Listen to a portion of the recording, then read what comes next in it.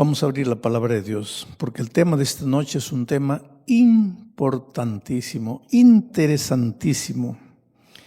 Capítulo 3 de Filipenses. Mañana voy a volver al capítulo 2. Pero esta noche, capítulo 3, versículo 12 hasta el 15, dice así. Miren, ¿quién está hablando? Es Pablo, el gigante del Evangelio, ¿no? El fundador de iglesias, el hombre extraordinario.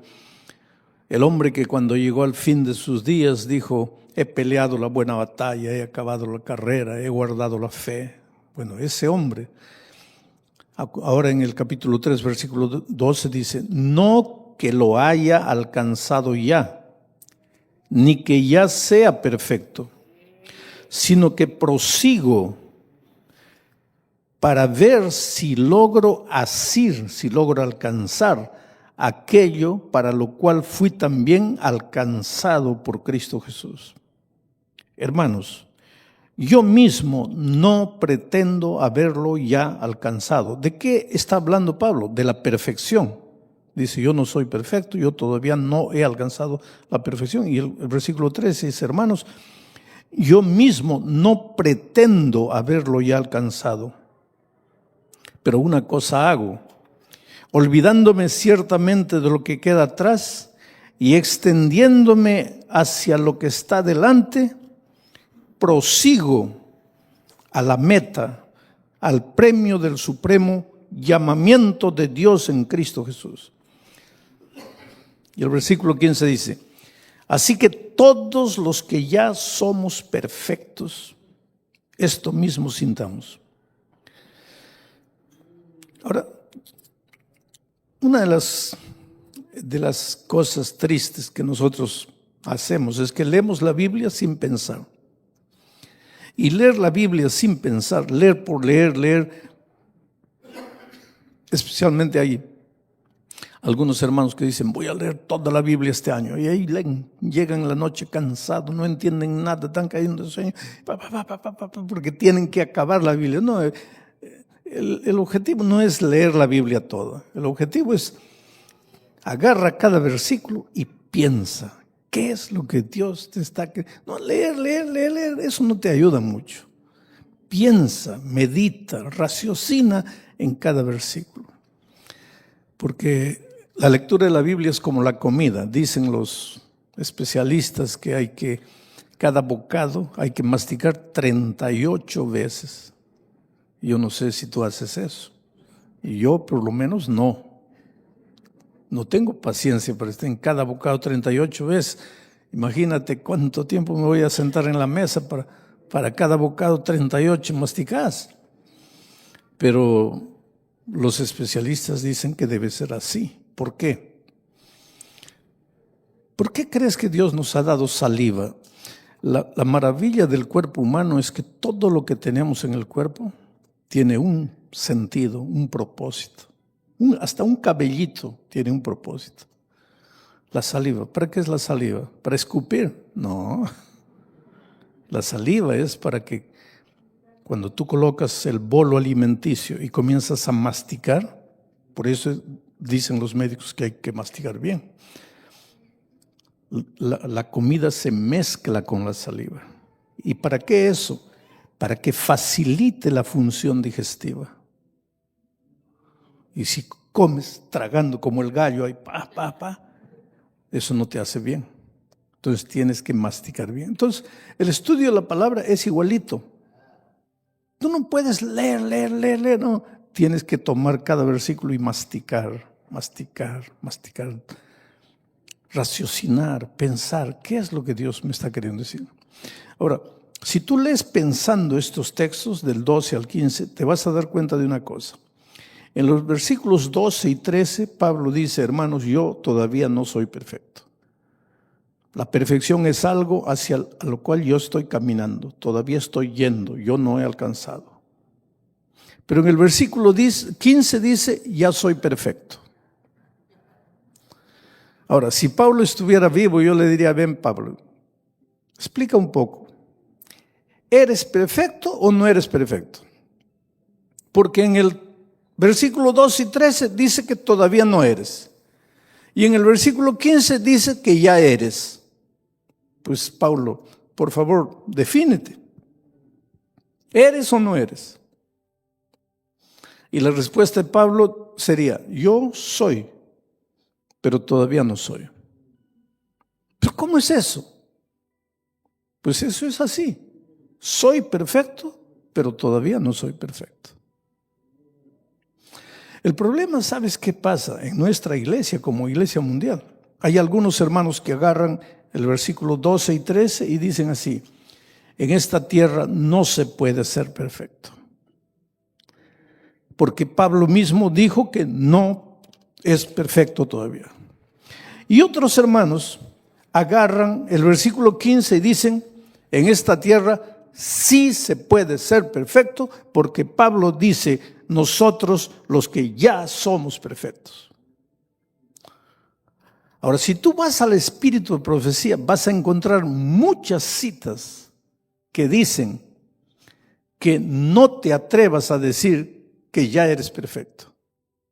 Y vas a encontrar otras citas que te dicen que ya eres perfecto. Ahí pues la iglesia se queda confundida, porque hay los que dicen que sí y los que dicen que no. Pero en la palabra de Dios no hay contradicción. La palabra de Dios es una unidad de armonía extraordinaria. Hay una explicación para esto. Y para explicarte, nada mejor que una ilustración, y te voy a hacer una ilustración. Yo tengo 4 hijos.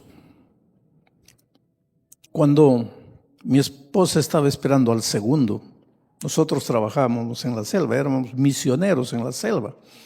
Pero para llegar a mi distrito, teníamos primero que viajar 10 horas de ómnibus.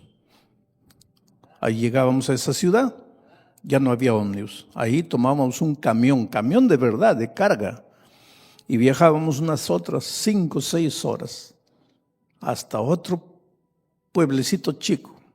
Ahí ya se acababa la carretera. Ahí teníamos que agarrar una canoa y viajar por el río hasta llegar a la sede de nuestro distrito.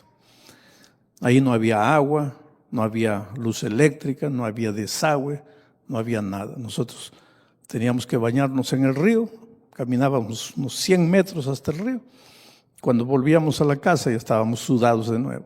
Era una tragedia, pero estábamos sirviendo a Dios y lo hacíamos felices.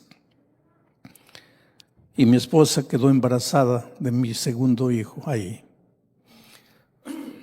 No había médico, porque para buscar a un médico tendríamos que viajar de canoa, y ya no río abajo, sino río arriba, y eso nos llevaría un día, y después tomar un camión y llegar al lugar del médico.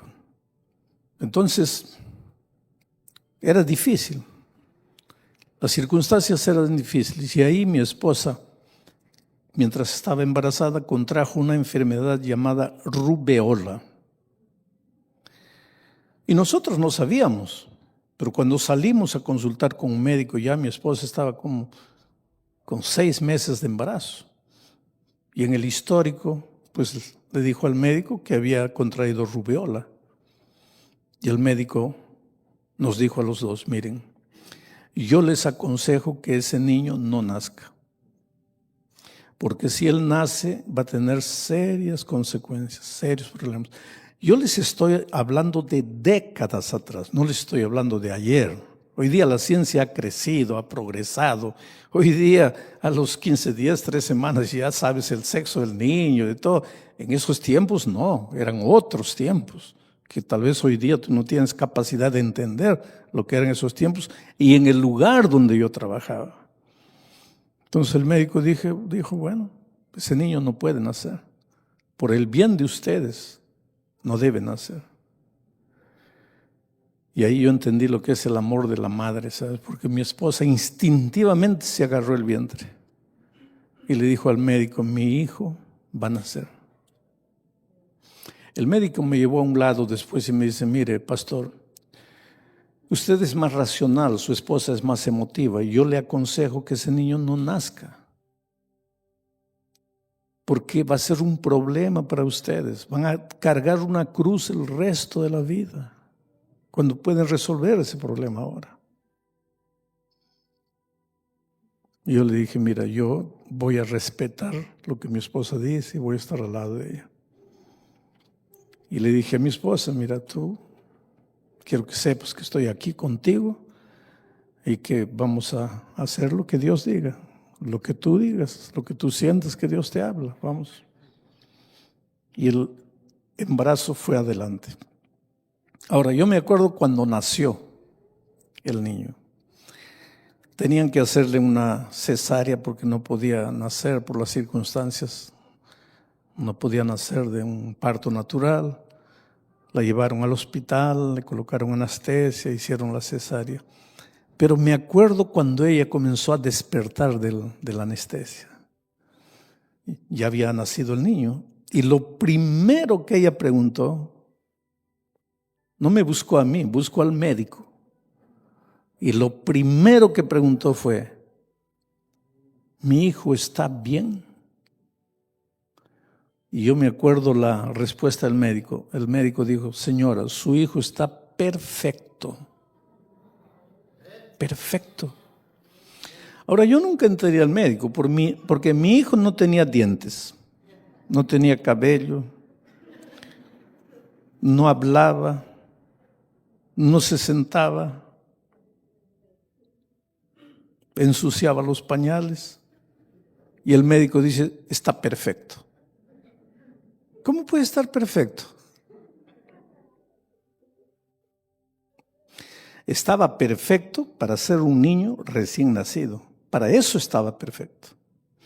Pero vamos a decir que pasaran 7 años y mi hijo continuara acostado en la cama, sin dientes, sin cabello, sin moverse, ensuciando pañales. Estaría perfecto. Ahora, dense cuenta de lo que es la perfección. Un niño que en su primer estado estaba perfecto, 7 años después ya no estaría perfecto si continuara así. Porque un niño a los 7 años tendría que estar, vamos a decir, tu hijito de 7 años, sube a la manguera de tu vecino, le arranca los mangos, agarra al gato del vecino, le amarra una lata en el rabo del gato y toca el timbre del vecino y se echa a correr. ¿Está perfecto o no está perfecto? Perfectísimo. Porque eso es lo que el niño tiene que hacer a los 7 años. A veces tú te molestas, querido, tú moléstate si tu hijo no se mueve. Pero si tu hijo se mueve a los 7 años, levanta las manos al cielo y agradece. Porque hay muchos niños que no se pueden mover. Claro que tienes que orientarlo, no puedes dejarlo que haga lo que quiera, pero deja que viva. Pero vamos a decir que pasan 20 años.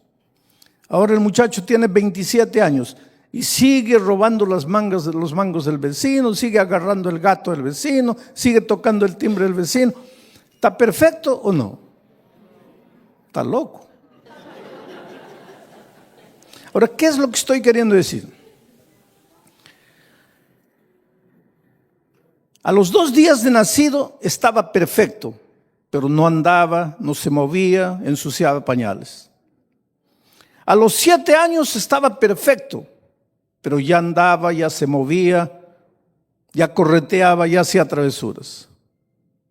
A los 27 años sigue perfecto, pero ya no hace travesuras, ya no corretea, ya es un hombre equilibrado y maduro. Pero es perfecto aquí, era perfecto aquí y era perfecto aquí.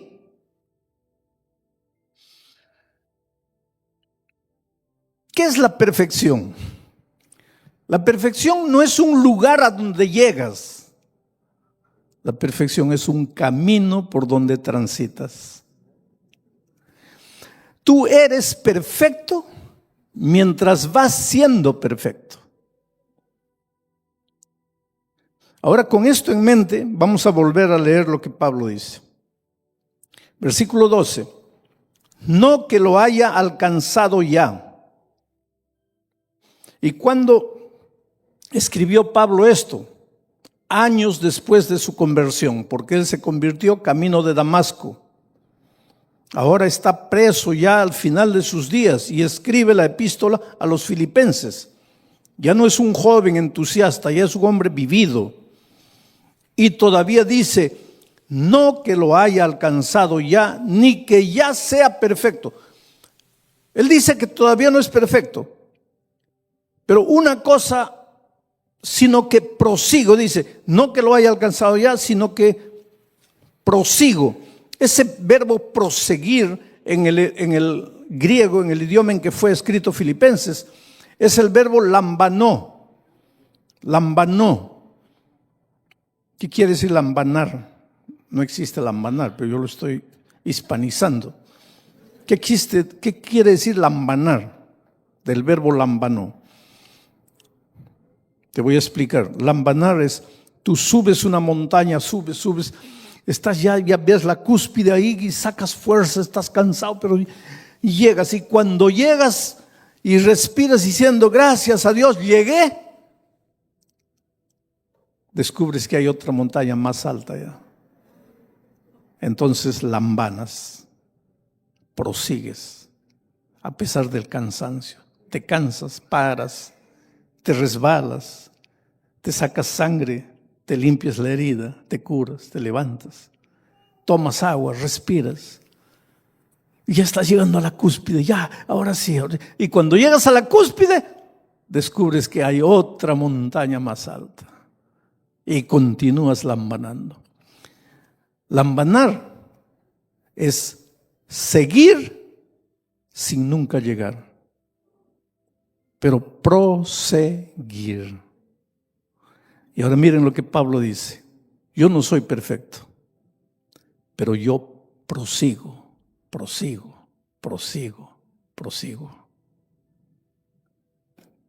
Y una cosa hago, me olvido de lo que queda atrás. Me olvido de mis errores, me olvido de mis tragedias y miro hacia adelante. Mi ideal es Cristo, no son los hombres. No miro a los hombres, no miro al pastor, no miro al anciano, no miro al diácono, no miro al que me saludó o no me saludó, no miro al hipócrita, no miro al que es bueno con los otros y no es bueno conmigo. No miro a nadie, miro a Cristo y avanzo. Ese es el perfecto en Cristo Jesús. Ahora, en esa caminata no caminas solo, sino que caminas agarrado de la mano de Jesucristo. Y Él te lleva y te lleva y te lleva y caminas con Él. Interesante que cuando tú revises la historia de algunos patriarcas, encuentras, por ejemplo, Enoc. Enoc vivió una vida tan pura, tan santa, tan perfecta, que su biografía toda está en 13 palabras. Y tú no encuentras nada malo en la vida de Enoc. El hombre fue tan bueno, tan perfecto, que Dios se lo llevó vivo al cielo. Y dice así, Enoc anduvo con Dios y Dios se lo llevó. Enoc anduvo por Dios. ¿Por qué Dios se lo llevó? Porque era perfecto. ¿Y por qué era perfecto? Porque andaba con Dios. ¿Te acuerdas de Noé? Noé, Génesis dice, Noé era un hombre justo e íntegro entre sus contemporáneos. Noé andaba con Dios. Ahora yo te hago una pregunta. ¿Alguno de ustedes se ha emborrachado en la vida? Yo supongo que sí, no levanten la mano. Pero ¿alguno de ustedes se ha emborrachado así, se ha emborrachado de quedarse en el suelo, caído, los perros orinándolo ahí, botado en el suelo, desnudo, haciendo un escándalo en la calle. ¿Algunos de ustedes hizo eso? Yo creo que no. Pues Noé hizo. ¿Y qué dice la Biblia? Noé era un hombre justo e íntegro entre sus contemporáneos. Claro que en el momento que estaba borracho, él no era justo. Porque en el momento que estaba borracho, él había soltado la mano de Jesucristo. Pero lo maravilloso es que él se levantó y siguió caminando. Y se vuelve, a pesar de su pasado, se olvida de lo que queda atrás, se proyecta para lo que está delante y es un hombre perfecto. Un día Dios miró a David y dice, este hombre David es el hombre conforme a mi corazón. David. El pecado terrible de David no fue el adulterio. Asesino, intriga política, un traicionero, miserable. Ahora viene Dios y le dice así, este es el hombre conforme a mi corazón. ¿Por qué? Porque si tú vas al libro de los Salmos, vas a encontrar que David andaba con Dios en la tierra de los vivientes. Quiere decir, la perfección divina no es no pecar. La perfección divina es caminar con Dios todos los días. Ahora, mientras caminas con Dios, te vas a dar cuenta de una cosa: es imposible pecar cuando estás lado a lado con Jesús. Y ahora mira, te voy a leer Marcos, capítulo 9, versículo 33.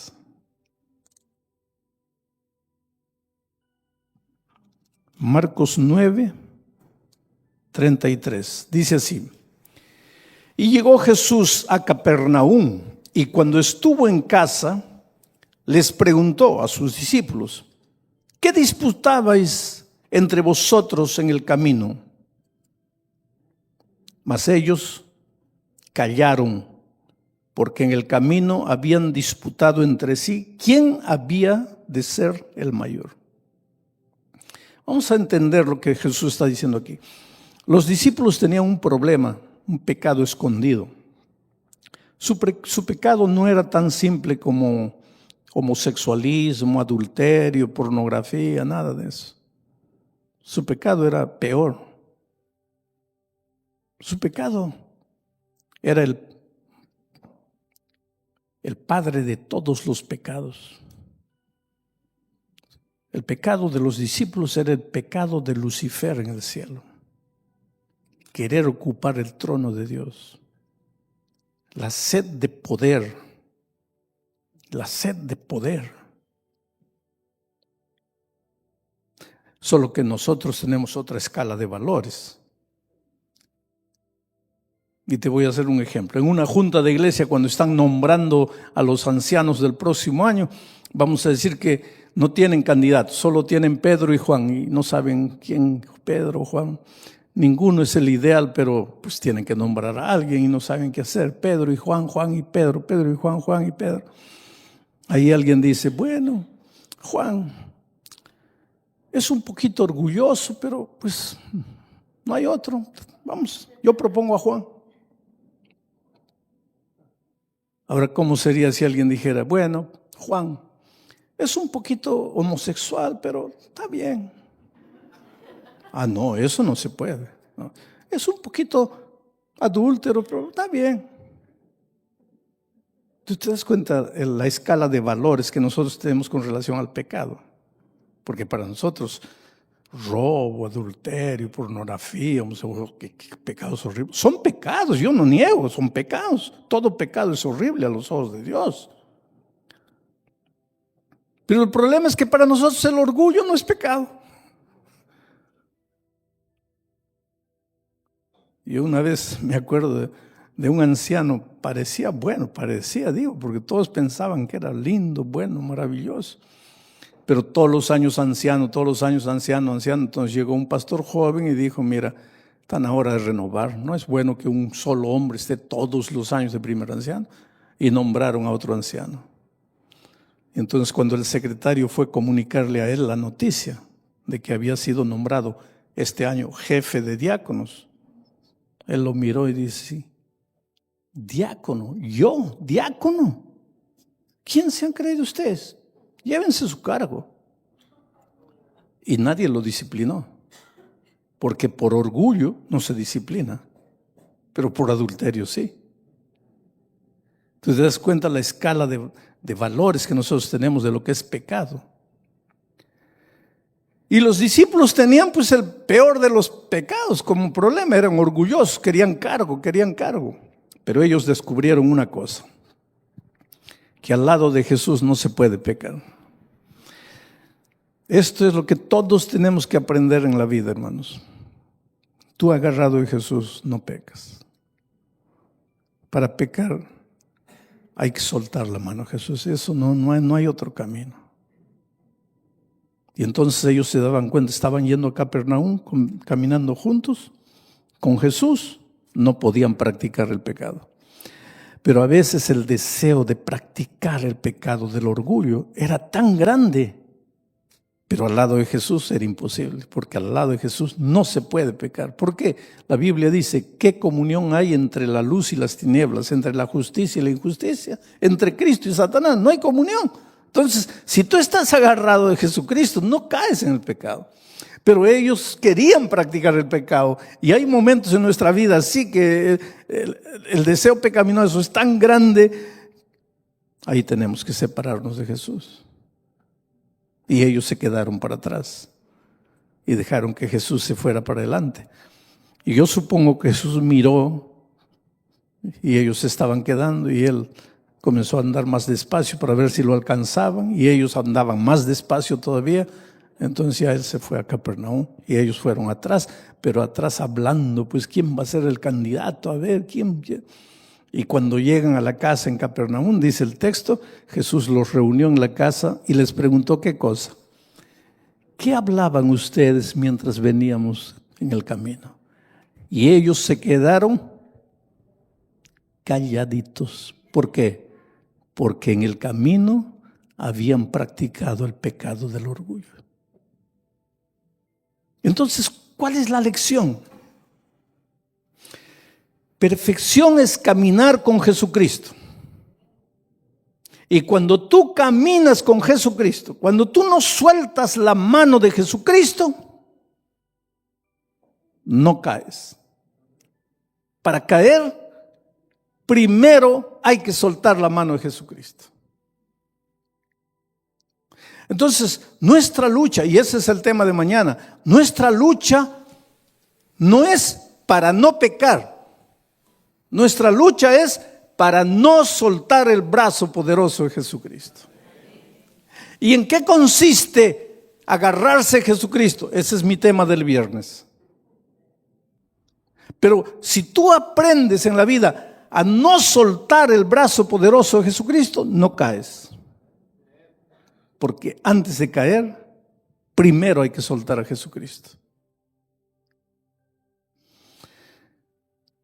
El problema es que cuando llega el momento de la tentación, ¿qué Jesús? Ni te acuerdas de Jesús. Tú comienzas a concentrar tu fuerza en ti.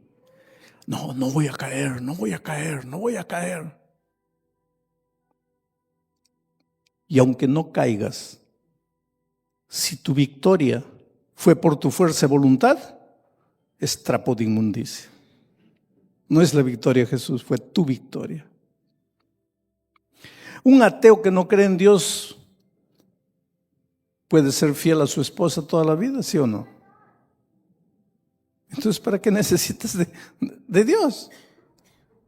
Pues es que vivir una vida correcta sin Cristo es moralismo. El moralismo no es cristianismo. Nosotros tenemos que aprender a vivir vidas correctas, pero en Cristo y con Cristo. no como fruto de nuestra fuerza de voluntad. Nuestro gran desafío en la vida es aprender a caminar con Jesucristo. Y ahora te voy a contar una experiencia para probarte cómo esto funciona en la vida diaria. Cuando yo era pastor de iglesia hace muchos años,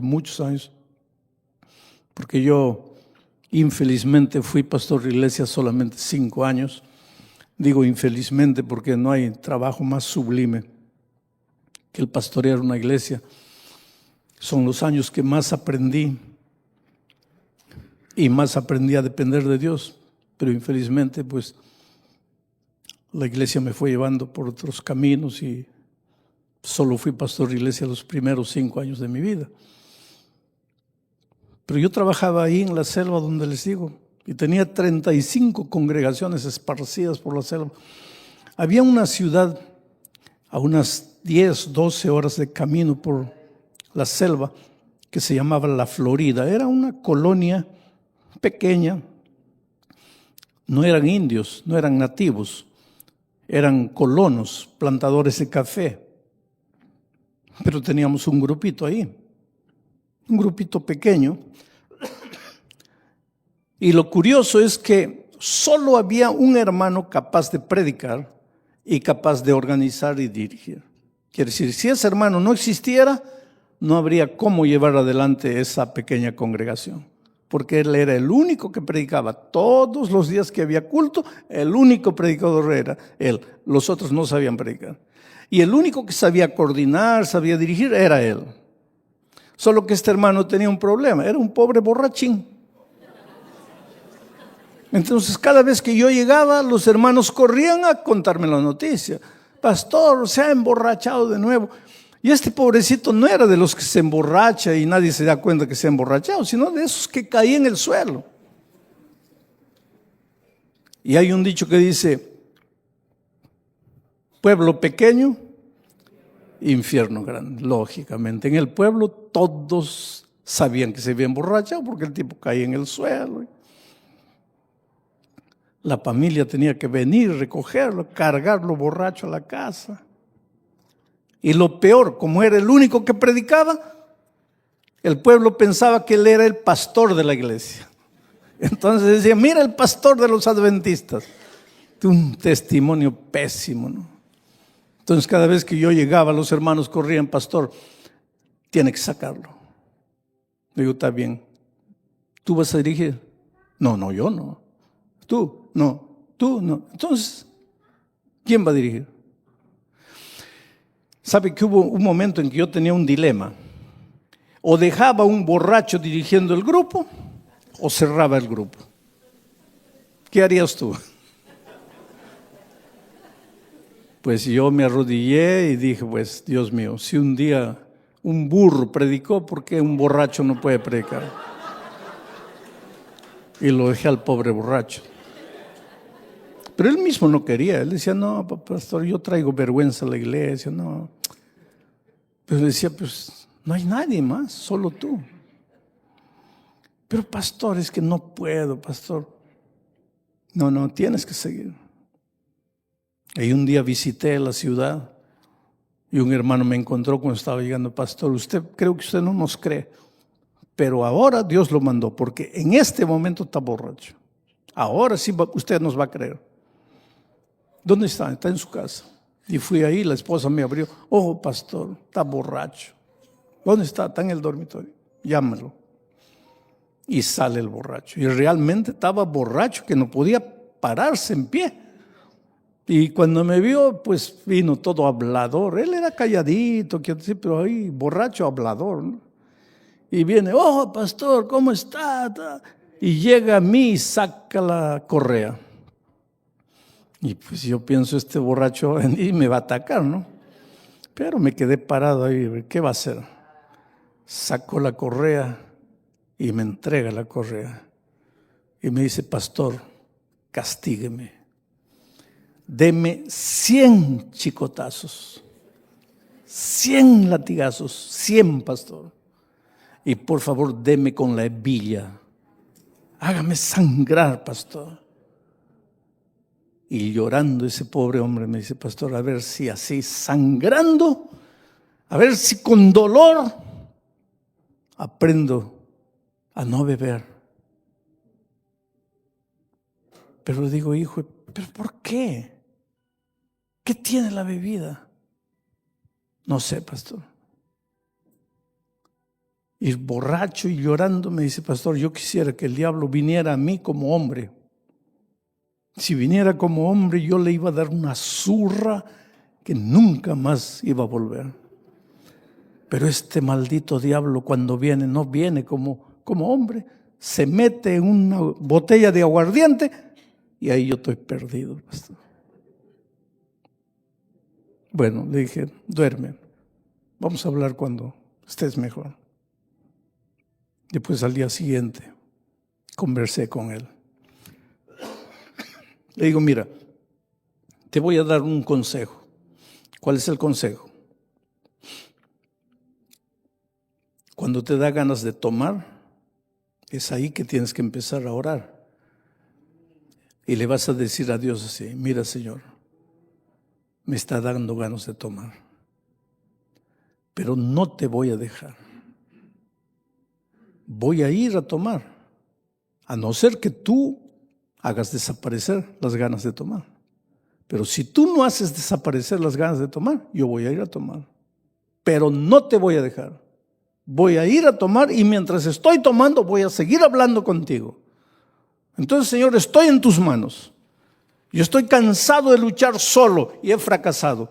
Ahora, en lugar de concentrarme para no caer, me voy a concentrar para no separarme de ti.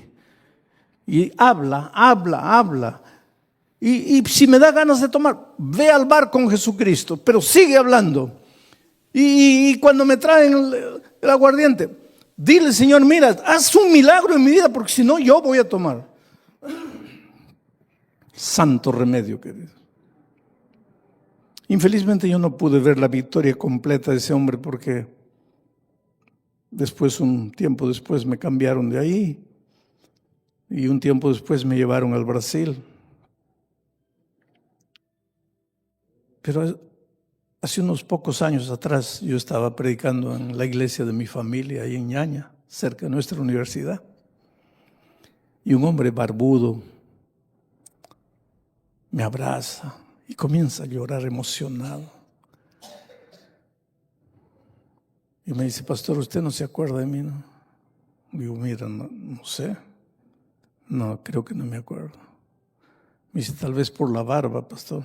Es que me han salido un problema en el rostro, entonces he dejado crecer la barba. Pero yo soy aquel borracho que dirigía el grupo La Florida, ¿se acuerda?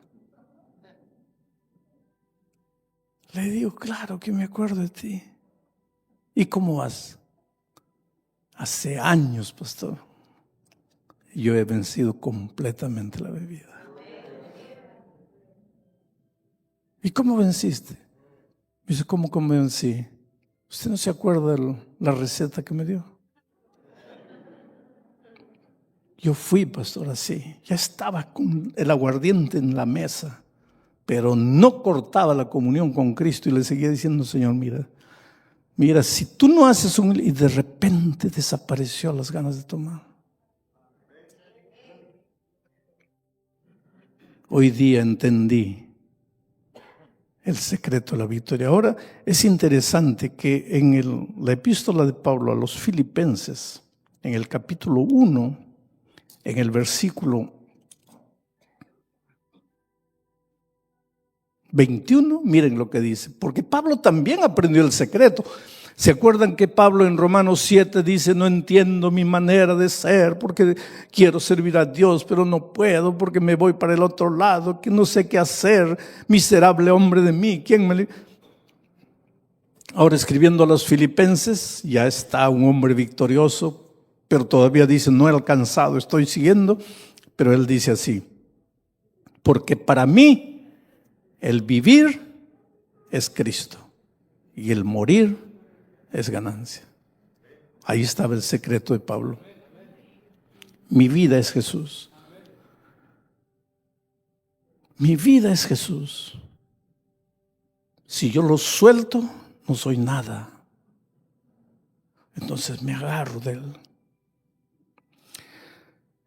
Si tú estás luchando con algo en tu vida, querido, y no importa lo que sea,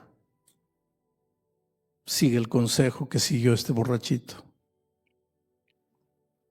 Por más que la tentación sea dura, grande, dile: Señor, mira, yo no puedo. Pero hasta el pecado voy a ir contigo. Pero en ese camino tú vas a ver lo que va a suceder en tu vida. De repente, y ya eres victorioso. Solo que esa victoria no es tuya. Esa victoria es de Jesús. Esa justicia no es tuya, porque tu justicia es trapo de inmundicia. Esa justicia es la justicia de Cristo. Eso es lo que Pablo dice cuando dice: ya no vivo yo, Cristo vive en mí. El día que tú descubras, el día que tú logres hacer de Jesucristo el Señor de tu vida, el día que tú te despiertes y pienses: Jesucristo. Y cuando llega la hora de comer, Jesucristo. Y cuando llega la hora de dormir, Jesucristo. Entonces has descubierto el secreto de la vida cristiana. Pero yo quiero terminar el mensaje de esta noche diciéndote una cosa. La experiencia de ese borracho puede ser tu experiencia. Tal vez tú no eres como él, no eres un borracho perdido, acabado, que cae en el suelo. Pero si tú eres un ser humano como yo, debes tener tendencias que no te dejan ser feliz. Y muchas veces debes caer aunque nadie conozca y nadie sepa. Pero Dios te ama y Pablo te dice: yo también, como tú, fallé muchas veces, pero me olvidaba de lo que queda atrás y miraba hacia adelante al premio de la soberana vocación. ¿Eres perfecto? Todavía no. Pero sí eres perfecto si estás de la mano de Jesús. Pero todavía no eres perfecto comparado con la estatura del varón perfecto. Es como el niño. Todavía no es un hombre maduro de 25 años, pero va yendo, caminando hacia allá. Por eso, cuando Cristo venga, seremos como Él es, porque le veremos como Él es. Hasta ese día, camina y camina. Hay gente que me dice: pastor, yo me voy a bautizar, pero cuando haya aprendido a andar en la vida cristiana. ¿Cómo que cuando hayas aprendido a andar? Vamos a decir que un niño está en el vientre de la madre ya 9 meses y no quiere nacer. Y el médico le dice: oh muchacho, ya 9 meses ya. Y él dice: no doctor, yo solo voy a nacer cuando aprenda a andar. ¿Cuándo va a nacer? El niño no tiene que nacer cuando aprenda a andar. El niño tiene que nacer para aprender a andar. ¿Y por qué en la vida espiritual tú? No, yo me voy a bautizar, pero cuando aprenda a andar.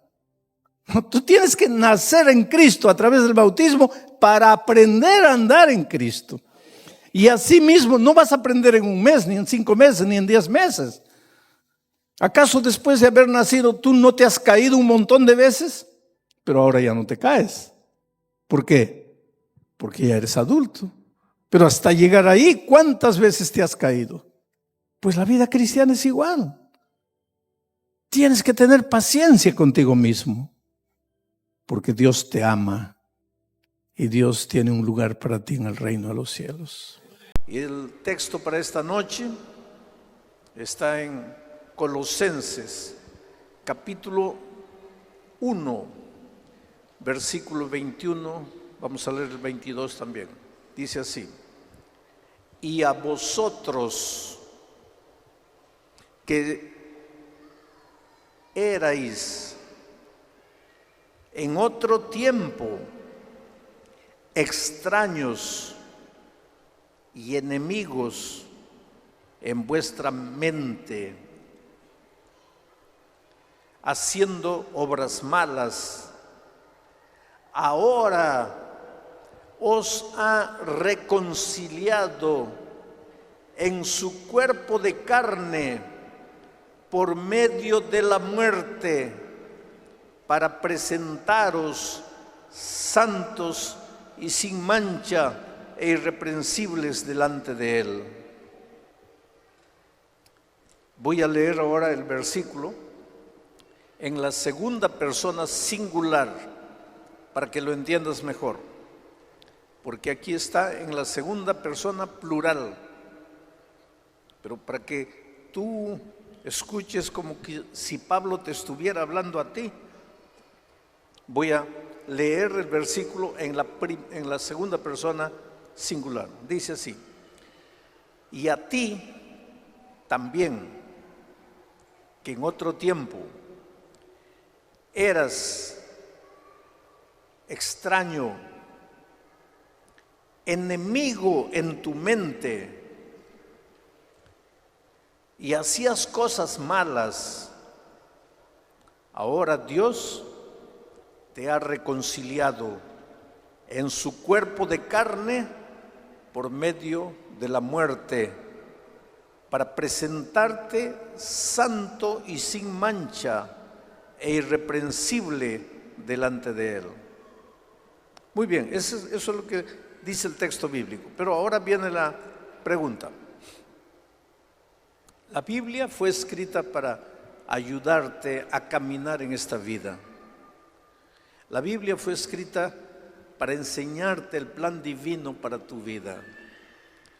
La Biblia fue escrita para ayudarte a ser un mejor esposo, una mejor esposa, un mejor papá, un mejor hijo, un mejor patrón, un mejor empleado. La Biblia fue escrita para tu enseñanza, para ayudarte a ser feliz. ¿Cómo este texto que yo acabo de leer te puede ayudar a ti como padre de familia, como esposo, como esposa, como hijo, como patrón, como empleado, como ser humano? ¿Cómo este texto te puede ayudar? Voy a leer de nuevo el texto para ver cómo este texto piensas que te puede ayudar. Dice así: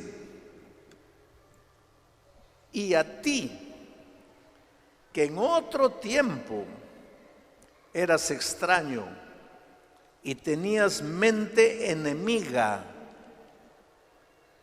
y como tenías mente enemiga, hacías cosas malas, ahora Dios te ha reconciliado en su cuerpo de carne por medio de su muerte, para presentarte santo y sin mancha e irreprensible delante de Él. Para que entiendas el texto de esta noche, tengo que volver al mensaje de anoche. Anoche yo te dije que aquí está el reino de las tinieblas y aquí está el Señor de las tinieblas, que te pisa, te esclaviza, te maltrata. Aquí en el reino de las tinieblas no hay amor, hay desamor. Aquí las personas son por naturaleza egoístas. Cada uno busca lo que puede para sí. Aquí las personas se engañan, se matan, se traicionan, se quitan. Aquí no hay amor. Aquí las pobres personas se meten en los vicios, en el alcoholismo, en las drogas. Ahí drogado, alcoholizado, agrede a la esposa, al esposo, al hijo, hace tonterías. Después, cuando despierta del alcohol, se arrepiente, llora. Este es un mundo de tinieblas. Aquí cuando tienes problemas no encuentras la solución porque todo está oscuro, no ves. Este es el reino de las tinieblas. Aquí no hay amor. Aquí solo hay tragedia, hay miseria, hay dolor. ¿Cómo entiendes tú que un padre que debe cuidar a su hijo, porque hasta los animales protegen a su cría? Los animales. protegen a su cría por instinto. ¿Cómo tú entiendes que un padre viola a su propia hija? Si un animal no viola a su hijo, ¿cómo un ser humano viola a su hija? Es que este es mundo de tinieblas. Aquí está el Señor de la muerte. Y yo te digo una cosa, aunque una persona puede ser culpada de lo que hizo, en el fondo hay otro culpable, que es el patrón, el Señor de las tinieblas, que lo hace hacer lo que él mismo no quiere. Esto no es vida. Pero aquí, y eso vimos anoche, estoy haciendo una revisión, aquí está el reino del Hijo amado de Dios, el reino de Jesús. Y Jesús es la luz de los hombres. Por lo tanto, este es reino de luz. Aquí si tú ves las cosas. Cuando hay problemas, aquí, si estás aquí, ves la salida. Si estás allá, no ves salida. Hay salida, pero no la ves. Aquí hay problemas, pero hay salida y ves. Este es el reino del amor, porque este es el reino del Hijo de Dios y Dios es amor. Aquí el esposo no pega a su esposa. Y ahora ya voy a entrar en un terreno delicado. ¿Y cómo a veces un cristiano pega a su esposa? Porque está en la iglesia, pero no está aquí. Te voy a decir algo que te va a asustar.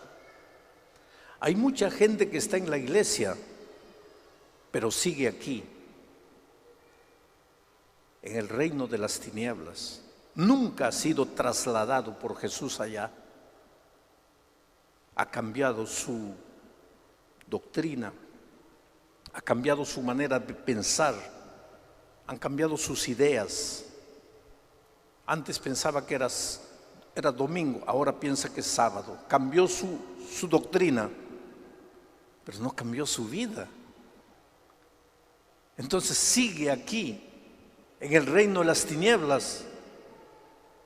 Puede llamarse por el nombre de la iglesia que quiera, adventista, lo que quiera, pero sigue aquí, en el reino de las tinieblas. Porque este es reino de amor. Aquí el esposo no puede pegar a la esposa. ¿Cómo va a pegar si este es reino de amor?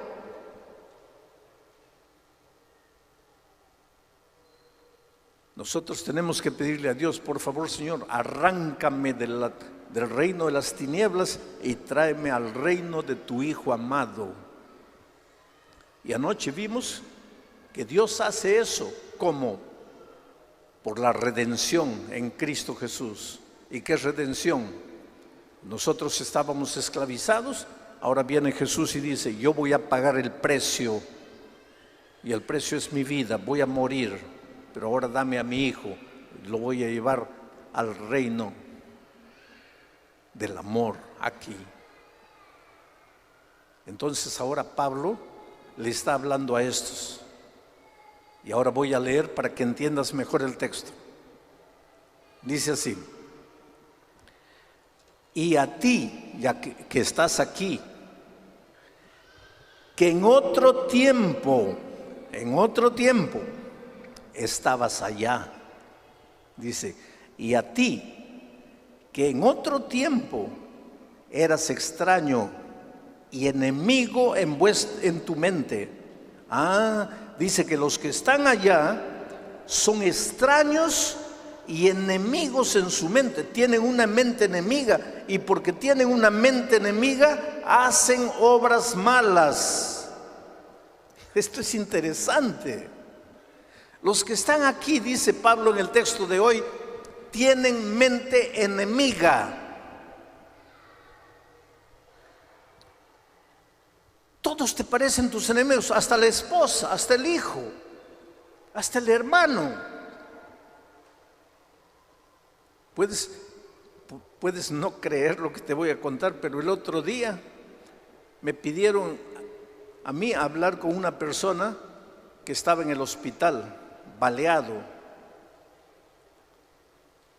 Y me pidieron para hablar con él, para que perdone a su hermano que estaba en la cárcel.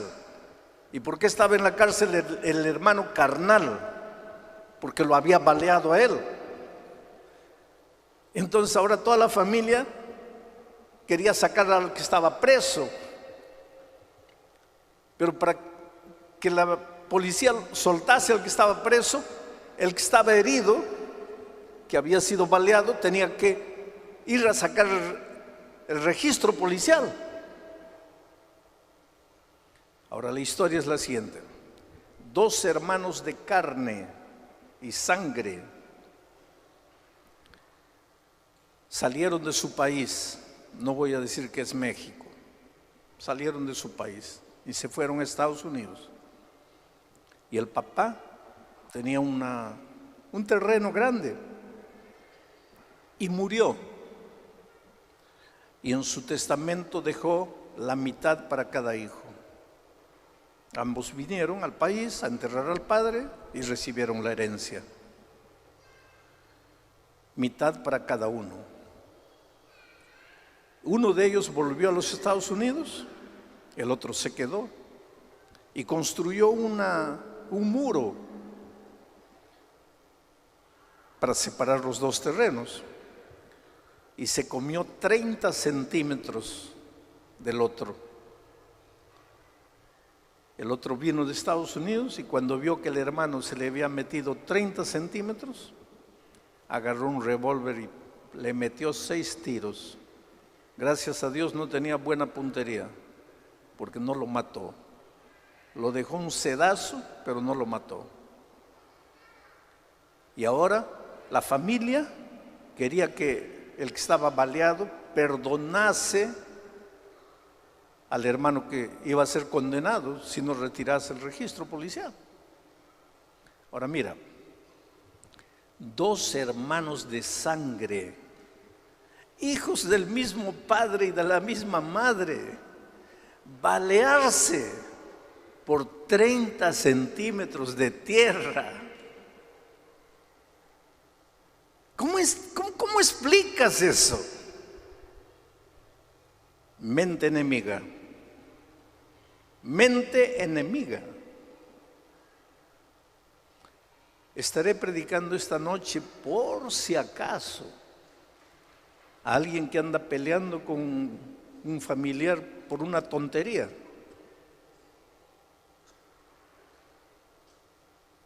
Si estás así, todavía no has salido de aquí.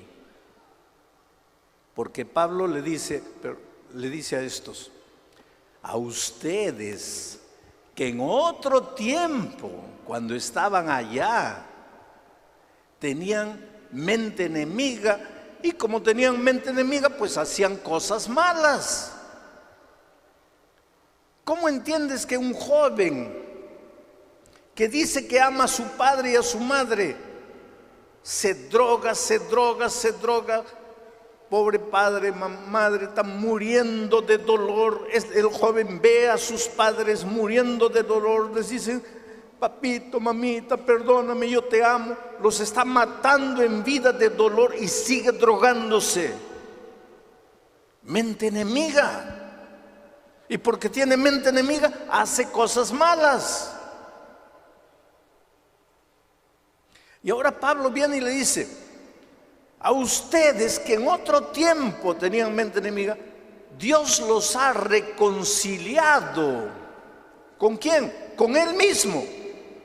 ¿Qué cosa es reconciliar? Dios ha venido y te ha tomado aquí, y para que el diablo te deje salir de aquí, Dios ha pagado el precio, y el precio fue la sangre de su Hijo. Pero asimismo Dios vino y te ha tomado y te ha reconciliado, te ha llevado de vuelta aquí. Ahora Pablo le dice a estos: a ustedes que en otro tiempo tenían mente enemiga y hacían cosas malas, Dios los ha reconciliado en su cuerpo por su muerte. ¿Qué cosa quiere decir? Ustedes están reconciliados en la muerte de Cristo. ¿Cómo es que están reconciliados si estamos vivos? ¿Cómo es que estamos reconciliados en la muerte de Cristo si estamos vivos? Esto hay que entender. Y ahora vas a entender lo que es el bautismo, porque hay mucha gente que no entiende lo que es el bautismo. El otro día alguien me dijo así: pastor, yo no quiero bautizarme porque cuando mi madre estaba en agonía ya para morir, me llamó a la cama y me dijo: hija, prométeme, yo voy a morir tranquila si tú me prometes una cosa. Prométeme que no vas a dejar la religión de tus padres, de tus abuelos, de tus bisabuelos, de tus tatarabuelos. Si tú no me prometes, yo no voy a morir tranquila. Entonces, por favor, prométeme que nunca vas a traicionar la religión de tus padres. Entonces esta señora me decía: pastor, yo he conocido la palabra de Dios, yo creo en todas las verdades que he encontrado, pero no quiero bautizarme porque no quiero cambiar de religión. Para esta señora, el bautismo era cambio de religión. Y mucha gente piensa así: yo no me voy a bautizar porque yo no quiero cambiar de religión. No, señor, el bautismo no es cambio de religión. ¿Tú crees que el bautismo es una cosa tan banal? ¿Tú crees que la vida cristiana, la vida espiritual es una cosa tan banal como el fútbol? Que yo soy de las Chivas y mañana me saco la camiseta de las Chivas y me pongo la camiseta de las Águilas. Y al día siguiente me saco la camiseta de las Águilas y después me pongo la camiseta de los Xolos de Tijuana. ¿Tú crees que la vida espiritual es así? No, pues, ¿cómo vas a banalizar la vida espiritual? Que yo dejo de ser adventista, me vuelvo bautista, dejo de ser presbiteriano, me vuelvo católico, dejo de ser católico, me vuelvo adventista. La vida cristiana no es así. Es una cosa tan sublime, tan sagrada, tan santa. Pues entonces, ¿qué es el bautismo? Ahora vas a entender. Volvamos al tema de anoche. Jesús viene a rescatarte. Y cuando llega aquí, el diablo te agarra y dice: no, a este no lo suelto, este es mi esclavo, este me pertenece, a este yo lo tengo pisado, este tiene mente enemiga, y con esa mente enemiga está destruyendo su vida, está destruyendo su hogar, está destruyendo sus hijos, está destruyendo todo, y yo quiero que muera así. Este me pertenece, yo no te lo suelto. Y Jesús le dice: pero ¿y cuánto quieres? No quiero dinero, no quiero plata, no quiero oro, pero alguna cosa tienes que querer. ¿Cuánto quieres? Y como el diablo tiene odio de Jesús, en el cielo quiso vencerlo, no pudo. Cuando era niño quiso matarlo, no pudo. En el desierto quiso derrotarlo, no pudo. El diablo tiene un hambre terrible de Jesús. Si el diablo pudiera matar a Jesús, entonces cuando Jesús le dice: ¿qué quieres para dejar libre a mi hijo? Pues ahí él piensa: ahora llegó mi vez. ¿Quieres pagar? ¿Para llevártelo quieres pagar? Tu vida. Tu vida. Vas a morir por él. Y Jesús dice: está bien, voy a morir. Y entonces ya estás libre, porque Jesús pagó el precio. Ya te vas yendo. Ahora te vas yendo al reino del amor. Chao miseria, vida de miseria, de pecado, de vicio, de alcoholismo, de droga, de resentimiento, de estar peleando día y noche, ya mente enemiga, ya chao. Ahora me voy al reino del amor.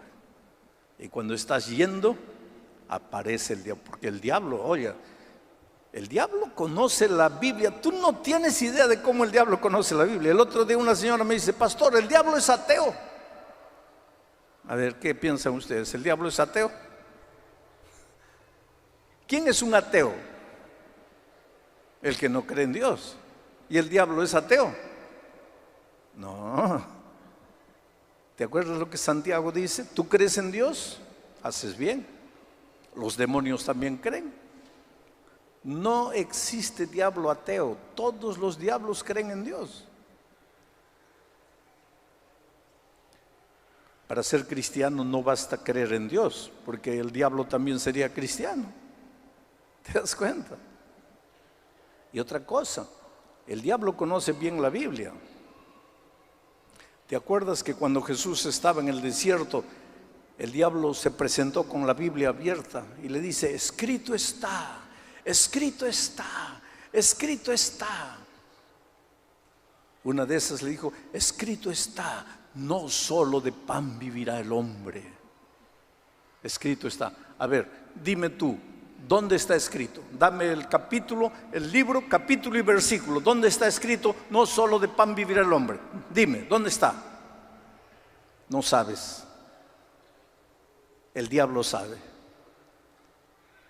Ay, ay, ay. Quiere decir que el diablo conoce la Biblia mejor que tú, porque tú no sabes dónde está escrito no solo de pan vivirá el hombre, pero el diablo sabe, porque fue a Jesús y le dijo: aquí escrito está. El diablo es un diablo bíblico. El diablo cree en Dios y conoce la Biblia. El problema es que la Biblia no cambia su vida. Y hay mucha gente que lee la Biblia y la vida no cambia nunca, y ahí no le vale de nada. La Biblia tiene que cambiar tu vida, porque si es solo para leer, pues el diablo también conoce bien. Y el diablo conoce la Biblia. Entonces, cuando tú sales de aquí, ya te vas al reino del Hijo amado de Dios, todo feliz, libre, ahí viene el diablo y dice: espera un poco. Y va donde Jesús, le dice: Señor Jesús, lo vas a recibir a este miserable pecador, lo vas a recibir. Y Jesús le dice: claro, ya no morí, ya no pagué el precio. Y entonces el diablo dice: sí, pero dime una cosa, ¿este libro es la Biblia? Sí. ¿Es tu palabra? Sí. ¿Y tu palabra es eterna? Sí. ¿Y lo que está escrito aquí se cumple? Sí. ¿Podemos confiar? Sí. ¿Y qué dice aquí Romanos 6:23? Porque la paga del pecado es la muerte. ¿Eso es verdad o no? Sí. ¿Quiere decir que la paga del pecado es la muerte? Sí.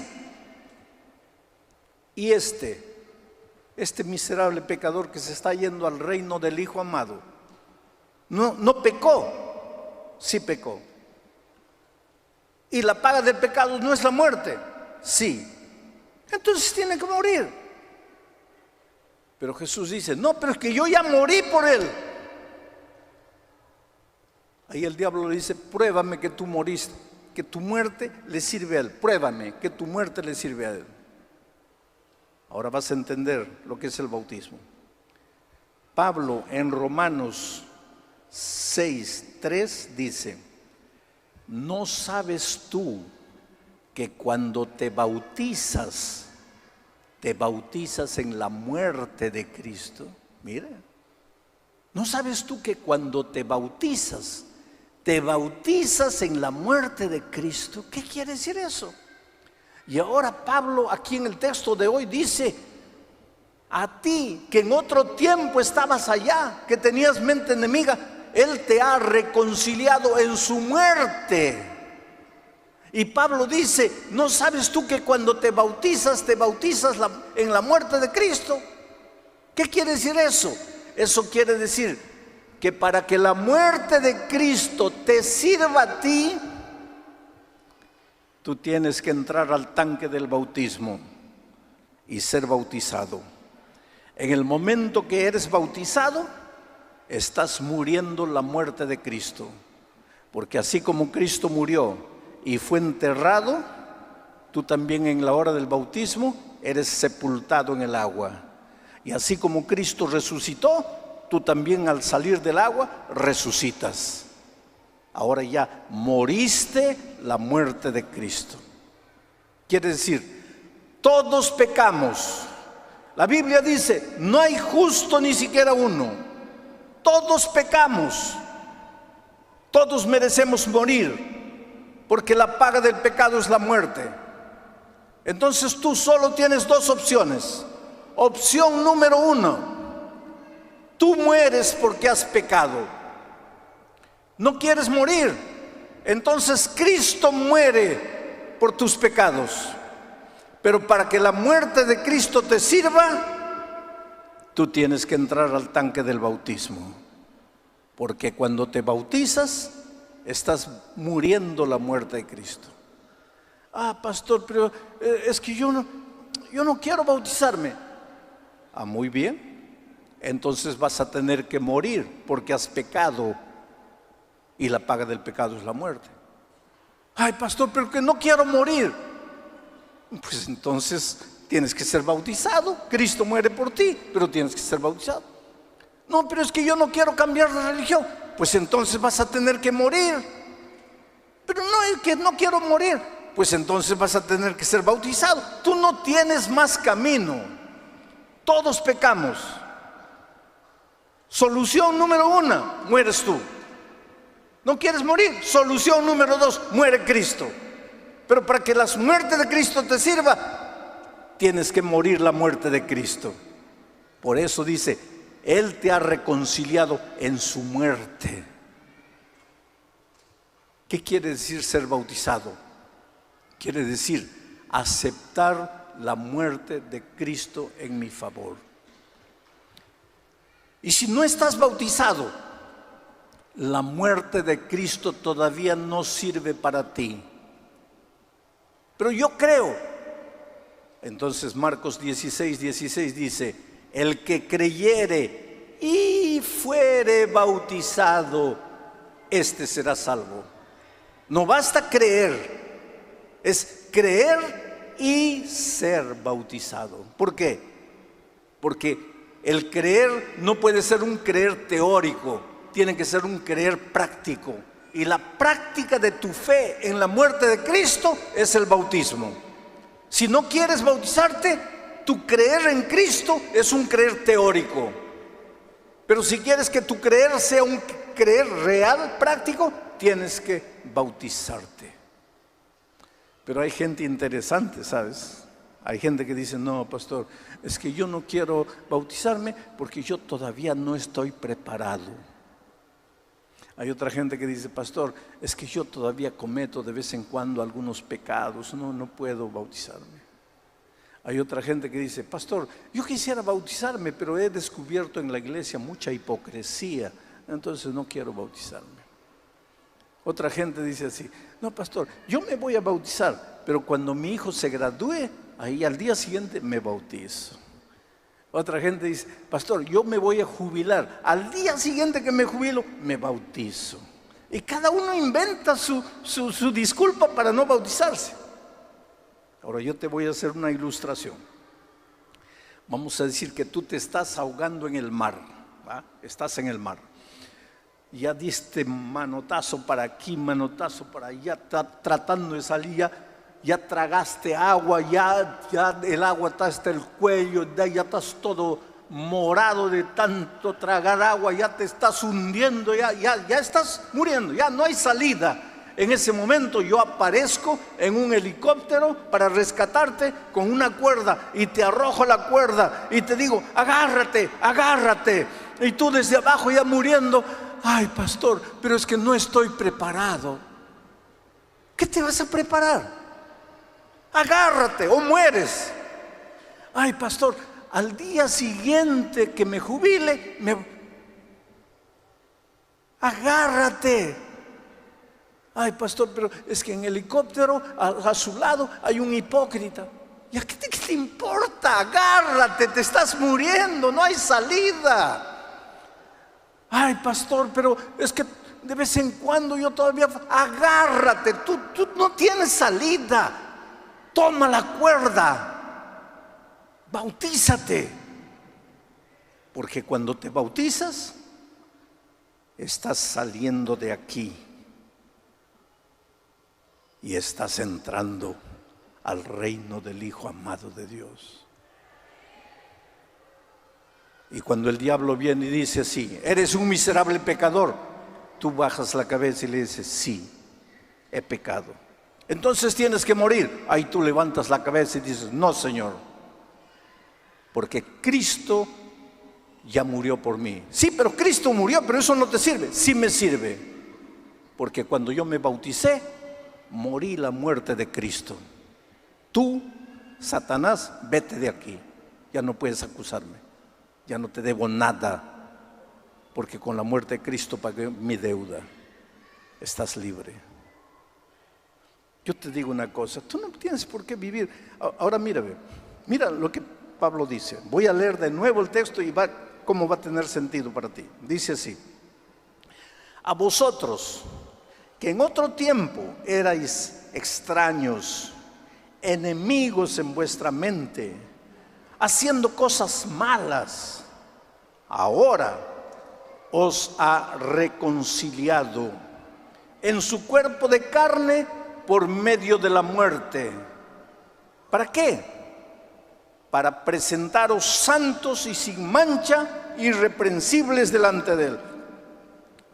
Lo que Pablo está diciendo es que cuando tú eres sumergido en las aguas, el hombre viejo muere, el hombre malo muere, el que tenía mente enemiga muere, el que golpeaba a la esposa muere, el drogadicto muere, el fumador muere, el abusador muere, el ladrón muere. Ese hombre que tenía mente enemiga muere. Y cuando resucita, eres un hombre santo, irreprensible, limpio, puro, transformado, perdonado.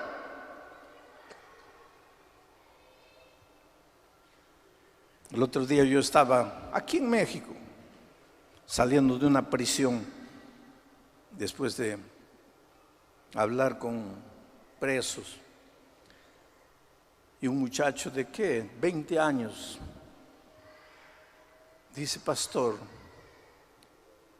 ¿qué hice con mi vida, pastor? Estoy condenado a 30 años. ¿Qué hice con mi vida, pastor? ¿Cuánta gente me mira así y dice: pastor, ¿qué hice con mi vida?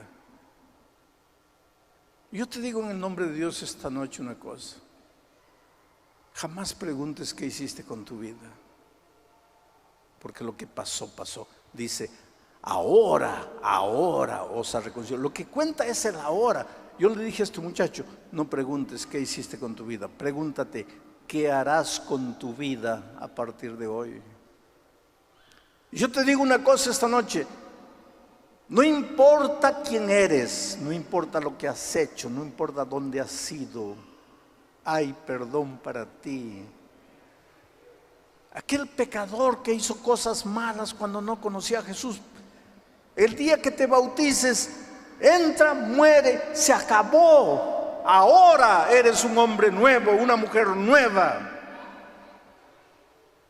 El otro día una mujer, cuando estaba saliendo del estadio de la predicación, corriendo, lloraba. Me entregó un papel escrito y en ese papel decía: pastor, cuando yo tenía 16 años me quedé embarazada. No conocía a Jesús, no sabía qué hacer, me desesperé y pensé que la única solución era el aborto. Y hice un aborto. Mis padres no supieron, mis amigos no supieron, mi familia no supo, ni siquiera mi enamorado, mi novio supo, nadie supo. Yo pensé: listo, está todo resuelto. 7 años después conocí al que hoy es mi esposo. Tenemos 3 hijos. Tendríamos todo para ser feliz, pero no soy feliz. Tengo pesadillas constantes todas las noches, pesadillas terribles. Me despierto y en mi sueño veo que en el espejo, yo entro al baño y en el espejo con un lápiz labial rojo está escrito: asesina. Ahí me despierto, era una pesadilla. Vuelvo a dormir, siento que un bebito que no tiene rostro me mira y yo con un puñal en la mano ensangrentado y el bebito todo herido me mira y dice: mamita, no me mates, por favor, no me mates. Y me despierto y era una pesadilla. Pastor, 30 años he cargado el peso de la culpa hasta esta noche que me bauticé. Y cuando me bauticé, aquella mujer que hizo lo que hizo murió.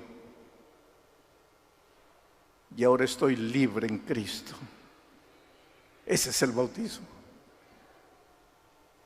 No es cambio de religión. El otro día en Carolina del Norte, allá en Estados Unidos, yo fui invitado a comer en la casa de un hermano bien simple, humilde, pero un hermano de fe, un ganador de almas. Y él me contaba una historia. Me dice: pastor, yo era un borracho.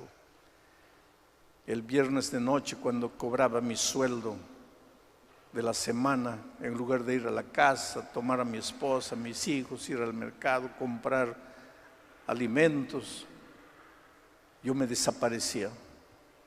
Gastaba todo el dinero con mujeres, con bebida, con farra, hasta con droga. Solo aparecía en casa el domingo en la tarde, sin un centavo, habían gastado todo. La heladera vacía, la despensa vacía, los hijos con hambre, la mujer. Y para que no dijera nada, para que no reclamara a mi esposa, yo ya llegaba golpeaba a la pobre esposa, golpeaba a los hijos. Llegó un punto en que un día llegué a la casa, ahí estaba la esposa, la golpeé: ¿dónde están los hijos? Y ella llorando me dice: ¿dónde están tus hijos? ¿Te importan tus hijos? ¿Dónde están mis hijos?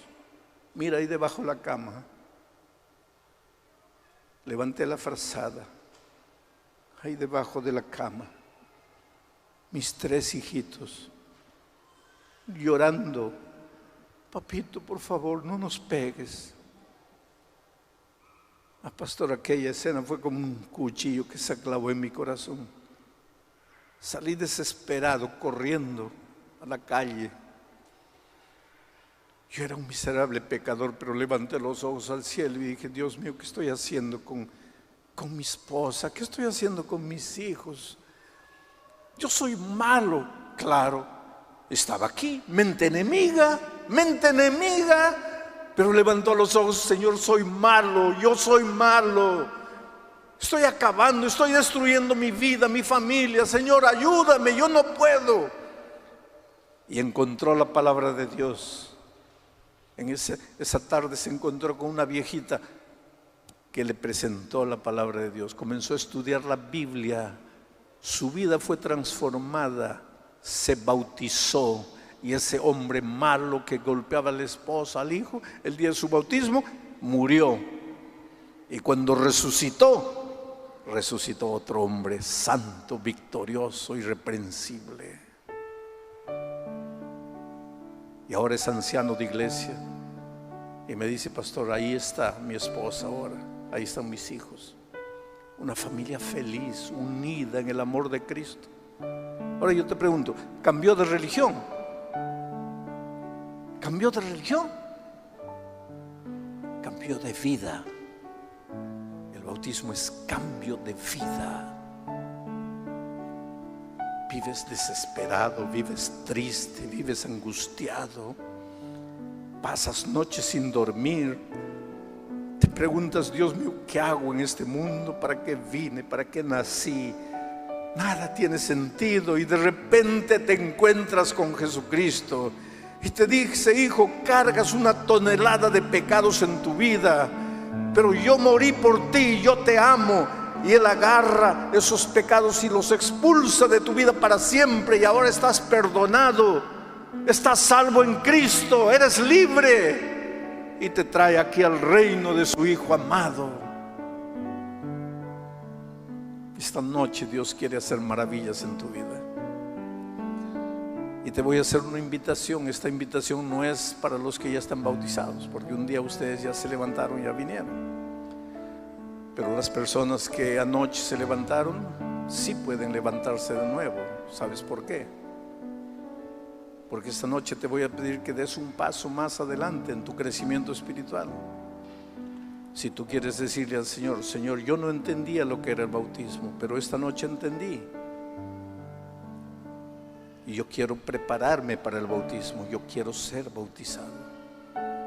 Y si tú quieres decirle eso a Jesucristo, te voy a pedir que te levantes y vengas aquí, porque yo quiero hacer una oración de perdón sobre ti, una oración para que el poder del Espíritu te tome, una oración para que cuando seas bautizado muera el viejo hombre, la vieja mujer y nazcas para una nueva vida.